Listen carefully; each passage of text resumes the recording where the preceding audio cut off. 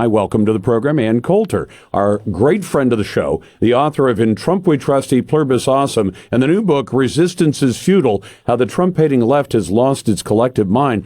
Now, Ann, you've had this off-again, on-again thing with Donald Trump, both being frustrated and angry with him for not getting things done, and I want to know how you feel about him now that you see these are the actions he's taking. Well, he's still not actually taking the action. What he's doing is more of what he's been doing for 3 years, which is excellent talk, good speeches, good tweeting.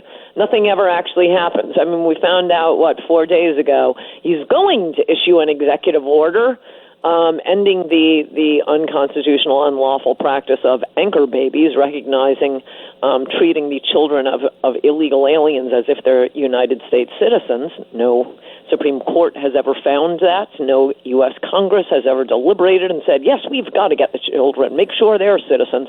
No, there is no reason. It's just people believe it's true, so the federal government follows through with it. Axios produces that interview, that statement, on Tuesday last week? Yep. How long does it take to draft an executive order stating that, Lars? Well, you're the lawyer. These lawyers, you know how they are. They take forever. I think I could draft it up in about 10 minutes. Yeah, but see, Ann, you haven't been practicing law. If you're a practicing lawyer, they try to rack up as many billable hours as they can, don't they? No, they're working for the government. There are no billable hours. No, he won't do it. I think, look, you have no choice. You've got to vote Republican, but you're still not I think happy. Trump sees the presidency like an NBA player talks to his seventh mistress. It's all right, baby. I'm going to leave my wife. We're going to get a nice house. Don't you worry. Just unzip my fly, and nothing ever happens.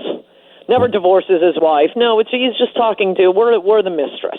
You honestly don't think? I mean, with Steve King saying he's going to introduce into Congress the bill, I don't know where that's going to go, but he's got supporters on both sides. I know he's still got to deal with McConnell and Ryan till the end of the year, but you don't believe that Trump will issue the executive order because, and I want your legal assessment of this.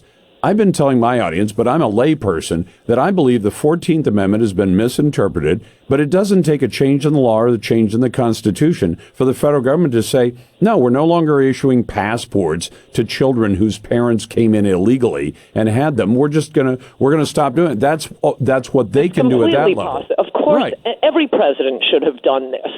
It's nonsense that comes from an aside, dicta, which is in a court opinion, in a Justice Brennan opinion, a footnote in a 1982 decision. Justice Brennan just casually says, well, I don't really see any difference in the children of legal immigrants and illegal immigrants. That wasn't the court's ruling. Dicta means it has absolutely no legal consequence. It's just chit-chat on the way to the court's ruling. It has no legal consequence whatsoever. There's no reason for the federal government to be acting as if some law was passed granting the children of illegal alien citizenship. It had no such law, like I say, has been deliberated and passed by the United States government. It's insane. Why would they do that? Why would anyone do that? Why would our Constitution's founders, much less the framers of the 14th Amendment, do that? The 14th Amendment, as I wrote about this week in my column, was about freed slaves. Yep. They were part of the civil rights, or rather Civil War amendments, as they're called. It was all about freed slaves, and now we're living in this upside-down, sicko Alice in Wonderland, like a Frankenstein world, where the 14th Amendment, which was passed to recognize the rights of free blacks in America, is being used to drive down African-American wages in America, to ruin their neighborhoods, to fill up their hospitals so that the Koch brothers can have cheap labor. Every president should have issued this executive order. Yeah, we can't count on Trump being president forever. Not that it seems to matter, since what we get is a promise of an executive order, not an actual executive order. But yeah, Congress should pass the law. But it's a lot easier for a president to just say this isn't constitutional. There's no law that says this. Of course, he should have done that his second day in office. I remain baffled at the complexity of building a wall. There are walls every place I go. I see lots of walls. It's not like a complicated engineering feat. We're not asking for him to build on the border the World Trade Center with windows on the world at the top and elevators, and I don't need to be served chocolate mousse on the 110th floor. We want a wall. And Ann, you know build a wall. You know the Constitution well. You have to appropriate the money, and there is $1.6 billion. I realize that a little bit of that is He's the commander-in-chief. He has power to build a wall. He has a Defense Department. Not he has without Homeland money. Security. This is the very definition of defense. We are being invaded. This is the very definition of Homeland Security. Let's take a poll on this. Do you feel safer, American citizens, having our best young Americans deployed to die pointlessly in Afghanistan, or to build a wall on our border? I'm completely in favor of it, except for the budgeting part, because appropriating money. Most of the money in the federal budget goes to defense and Homeland Security. You take out the entitlements, that's all the federal government pays for. Well, a lot of slacker employees who get paid more than any of us do, and get every single federal vacation, can't be fired, have a self-paced work schedule. Yeah, okay, you get a lot of those.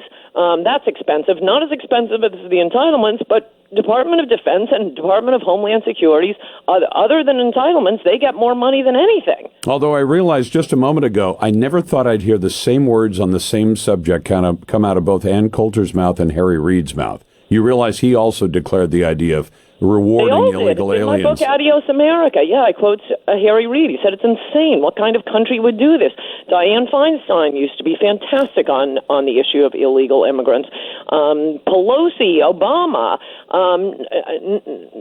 Clinton. The Democrats figured out that, hey, the illegals, they're kids who we're pretending are citizens.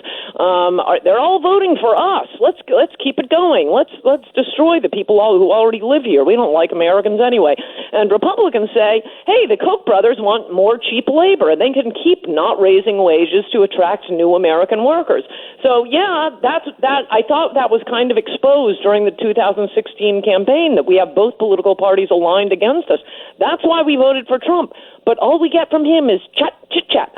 The only thing I defend, and I'm only watching this from the outside, is when a reporter gets wind that the president is talking about going after birthright citizenship, which is the whole point of him talking. They'll get upset? I think no, that's not what I'm saying. I'm saying that when they catch wind, like I've caught wind of things, and then I go confront the official and say, hey, are you planning to change this? And Trump, rather than trying some cheat by saying, well, no, we're really not even talking about that, and then 2 weeks from now they come out with something, it jumped the gun a little bit, and the president, I think, smartly said, if he's bringing it up, I'm going to tell him, yeah, we are talking about birthright citizenship. We're going to fix it. But does he have the paperwork dry yet? No. But if it comes out 2 weeks from now. It's one sentence, Lars. The children of illegal aliens are not United States citizens.